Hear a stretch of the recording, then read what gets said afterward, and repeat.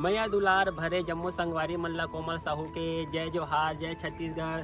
संगवारी हो वीडियो पसंद आते तो एक मैया भरे लाइक कर दे करो और मुझसे हमेशा जुड़े रहे बर चैनल ला सब्सक्राइब कर दो। एक से का होई हमर अवैया नया वीडियो के शोर खबर आप मन ला पहली मिली। तो चलो झुमथन संगी ये वीडियो में।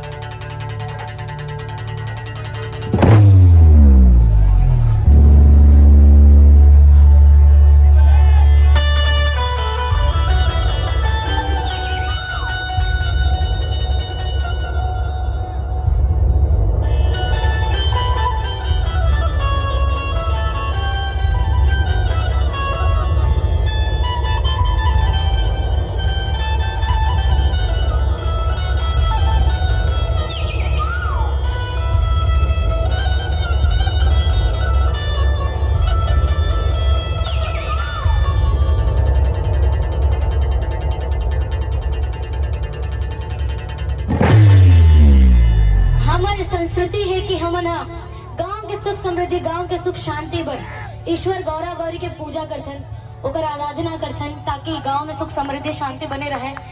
तो ईश्वर गौरा गौरी की एक झलक आपन के सामने में प्रस्तुत करत हन। ओकर पहली मैं चाहूँ जम्मो झन कि अपन घर घर में सुख समृद्धि शांति बर यहाँ पे अपन दोनों हाथ ला उठा के साथ में ईश्वर गौरा गौरी के जयकारा लगाई।